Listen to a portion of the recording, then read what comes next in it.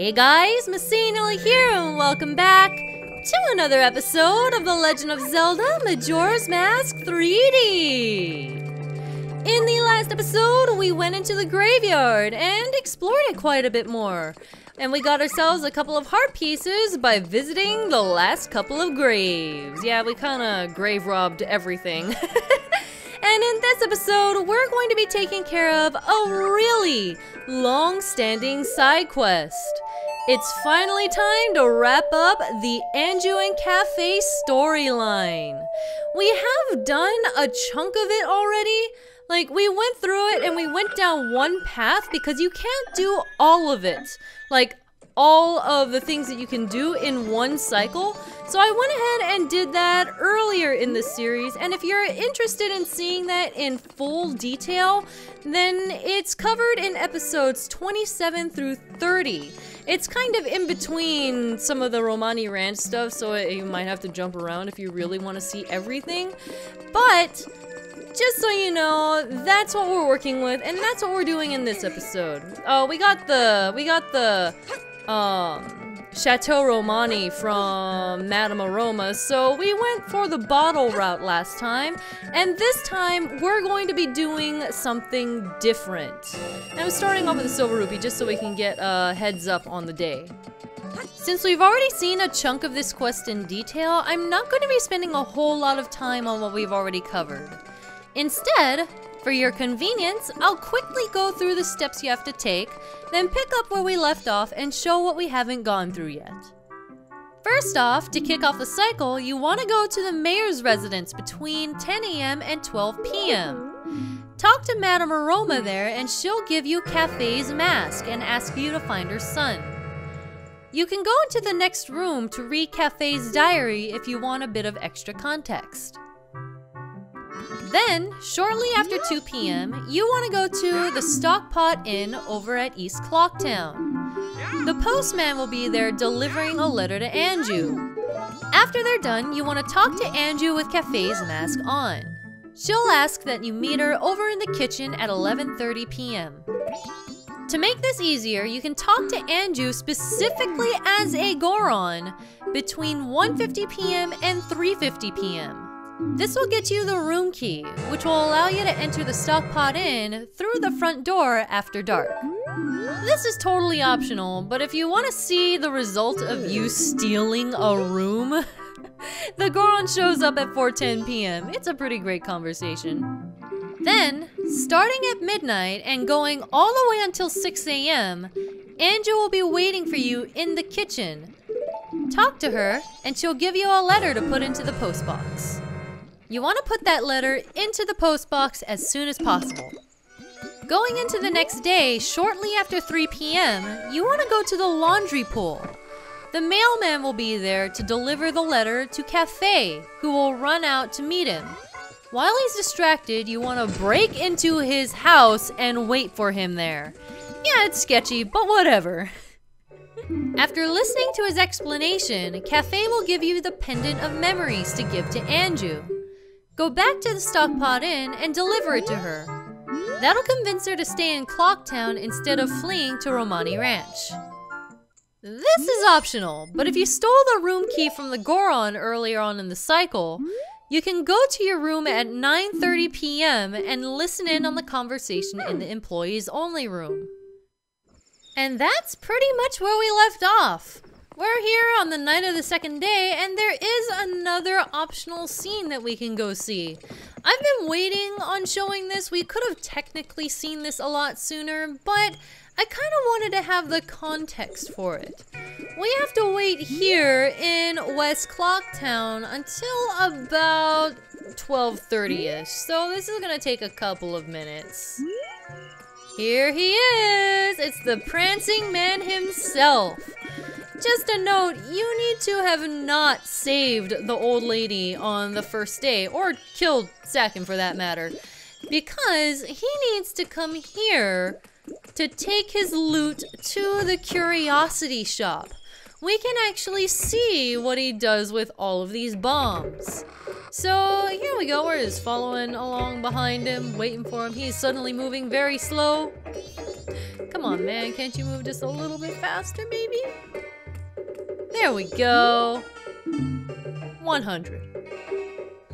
Don't be such a rupee pincher, you miser. 200. Oh, why don't I just offer you even less? And you know, this belongs to the bomb shop owners. How about if I tell them all about you? Alright, fine, I'll take it, but you're guilty too. Don't be a fool. A seller of stolen goods is just a middleman who's trying to provide his customers with good product. Look, I know nothing. If it comes to me, I buy it. I'm a charitable organization that helps people in need. Whatever makes you sleep better at night, man, whatever makes you sleep better. I understand. Then the total is... It's 50 now, so there you go. What? You said 100! Oh, so you don't want me to take it off your hands. Oh, wait, it's a deal, it's a deal! Yeah! He's particularly aggressive with Sakon. I'd like to imagine it's because he knows. He totally freaking knows that Sakon ripped off Kafei, and Kafei and this curiosity shop guy are buddies too. The curiosity shop guy's taking advantage of me. I just want my fair share. Maybe don't be a complete jerk. Maybe stop stealing from people and maybe not have caused Kafei, poor little Kafei, all of this grief. You're a scumbag, man. Look at him freaking prancing. Go, man. You go. Prance right out of town. Get lost. Go. Shoo. Well, with that, the next thing that we want to do is stop by the laundry pool tomorrow, or rather on the third day at about noon. So I'll see you guys there. Also, if you were ever curious about those red rupees that stuck behind the grate back there, you can get it on the second night. They just kind of float down the river, and I think by the third night you can no longer collect them because they're behind this grate back here. So they just kind of travel through the cycle. It's interesting. I like that little detail. Or maybe during the daytime it can be under the grate. Yeah, so if you want some quick rupees, for some reason, I don't know, 60 is not a huge amount or anything, they're in the middle of this stream on the night of the second day. Or maybe it's during the second day in general. I'm not sure. But day number 2 is the magic number for that. Well, we want to head up here and check it out. We've already seen this before. This is where you would get the Keton mask, just so that you know. But since we've already done that, we get the special delivery to Mama right off the bat. Hurry up and deliver it. A customer came to my shop last night. Now Kafei sees him and Kafei's color just changes and he goes running after the guy.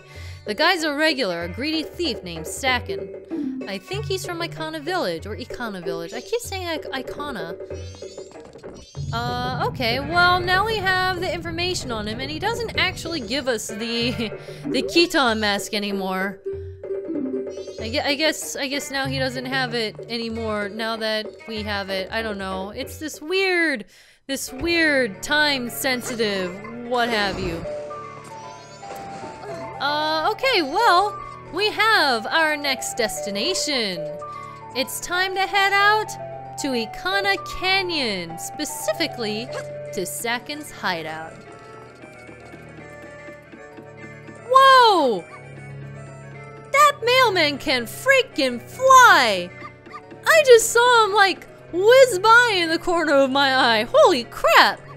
I didn't know he booked it like that. And here we are at Ikana Canyon. This place should look a bit familiar to you guys. We got our heart piece over there. This is the title trade D-Deku dude who sells you a blue potion. And over here is a sign that we haven't read yet. Sakon's hideout, equipped with walls that can withstand any explosion, protected by impenetrable internal security. That doesn't sound like much of a hideout to me. You're pretty much broadcasting to the world like, hey, I'm here. But if we look behind this pile of rocks, we see Kafei hiding out. I found him, green hat boy. My name is Link Thank you, I have a name. He's using this place as his safe house for keeping his stolen goods. Apparently, his name is Sakon. He came to the shop last night, and I followed him. His storage for the things he's stolen is on the other side of this rock door. The sun's mask is surely in there. Only Sakon can open this door. The only way in is to wait for him to arrive. I'll wait. I've made a promise to Anju. He'll come back around sundown. That's our only chance. If he sees us, he'll run away for sure. We'd better both hide here. Well, we could hide, or we could pop on the rock mask. The rock mask will behave as intended and prevent him from discovering you. So you can pretty much just walk up to him and wave in his face and he won't care, honestly. In fact, he should be right around this corner right about now? Right about now? Somewhere?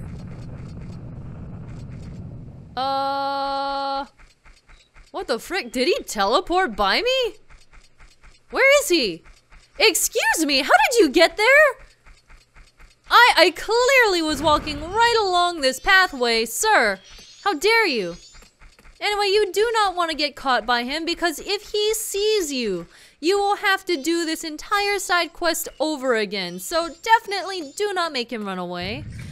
But with that, he'll open the door and let himself and us into his hideout.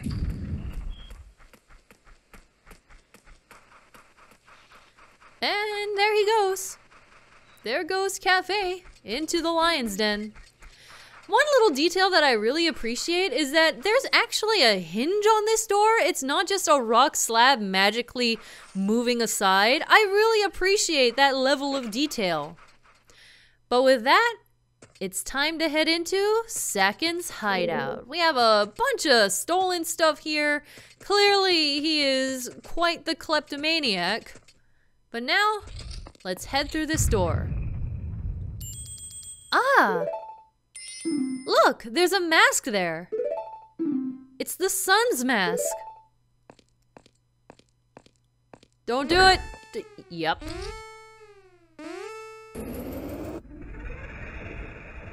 Now I've done it.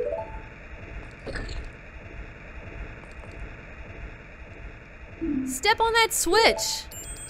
What, are you telling us what to do? Right now isn't really the time to be arguing about this. It's some setup where the door stays open only while the switch is pressed. Step on the switch and it's just as he says, the door will open. There should be some device in this room that also opens the door. Oh, the mask.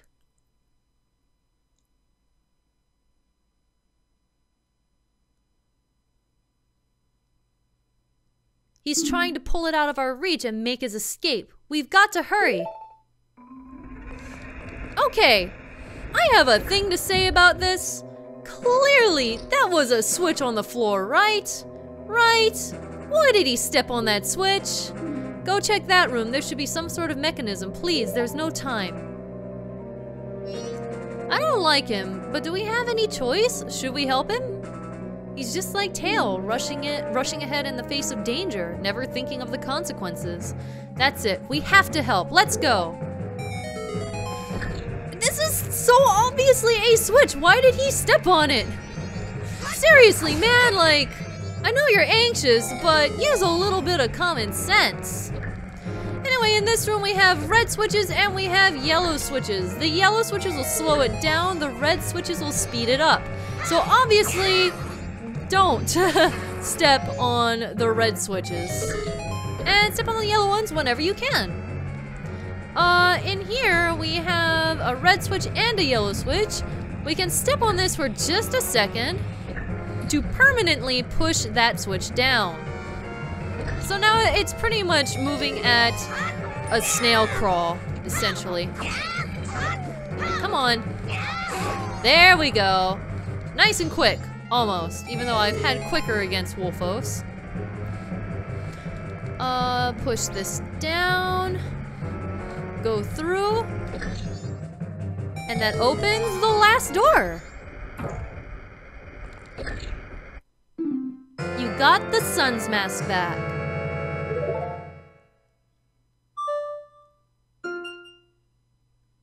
You raided Sakon's hideout with Kafei and retrieved the stolen sun's mask. There's still time. I must get back to town.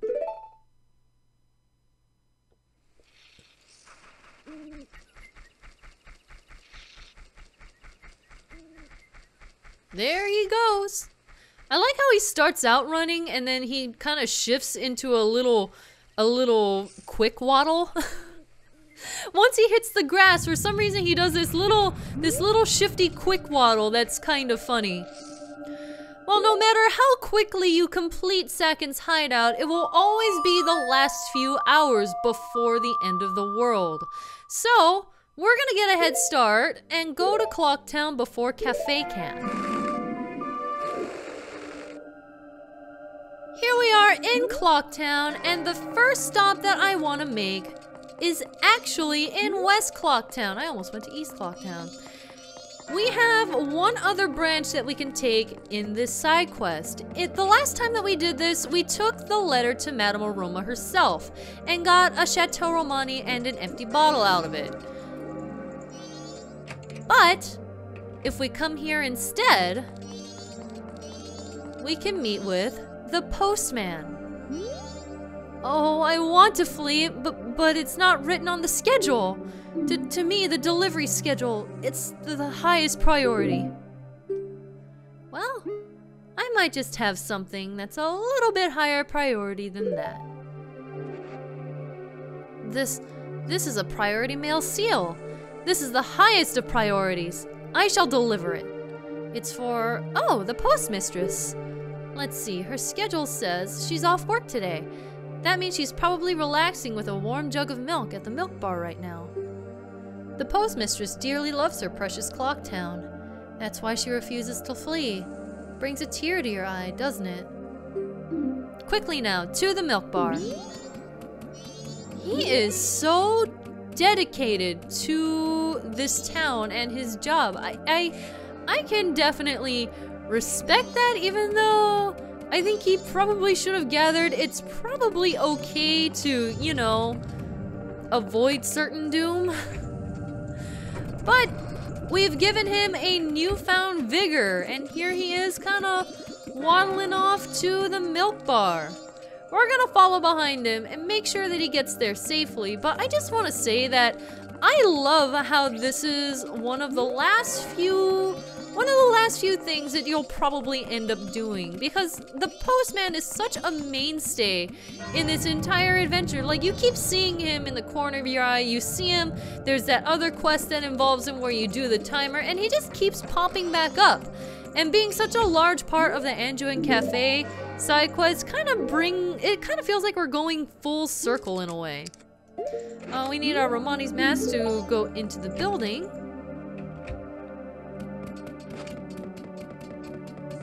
And here we go. He's making his delivery. I have a delivery for you, postmistress. Oh my, it can't be. You're still here.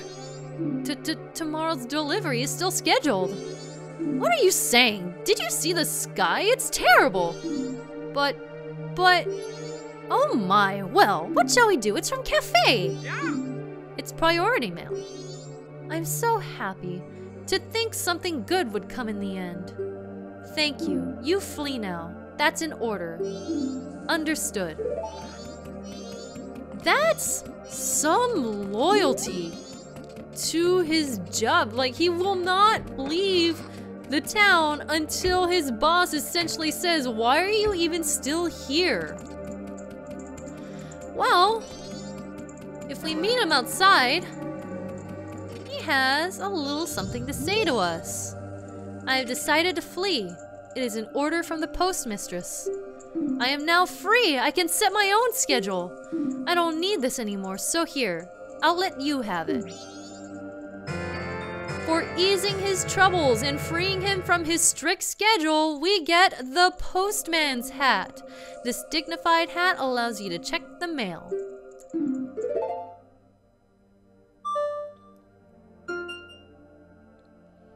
The postman made the special delivery to Mama and is now free to flee. He was so relieved he gave you the postman's hat.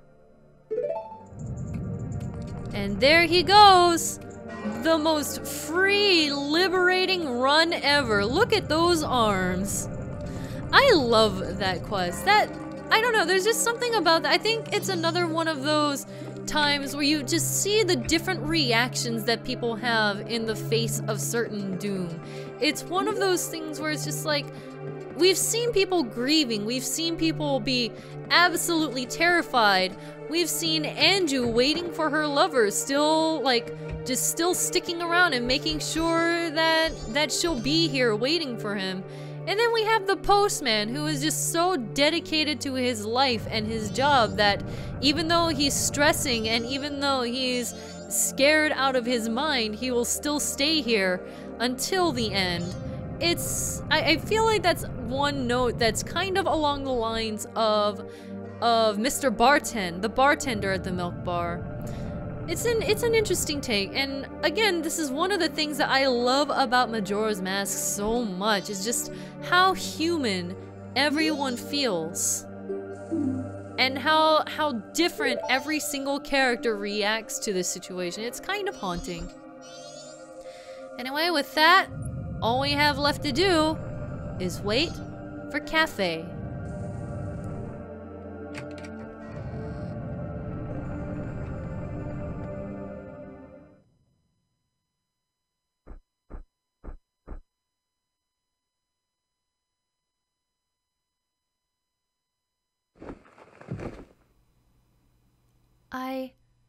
I have met you before.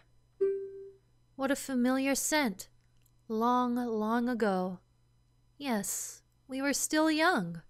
We made a promise, didn't we? The masks of the sun and the moon. We were to exchange them on the day of the Carnival of Time. Anju, I'm sorry I was late. Welcome home.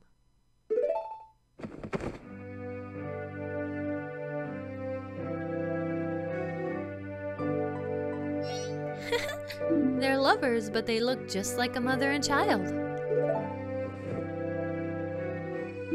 Let us exchange the promise masks.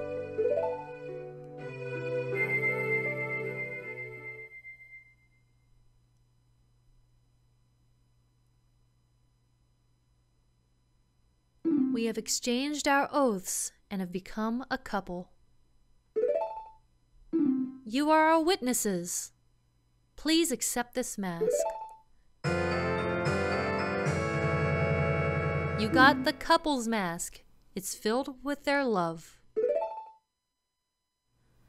Please take refuge. We are fine here. We shall greet the morning together.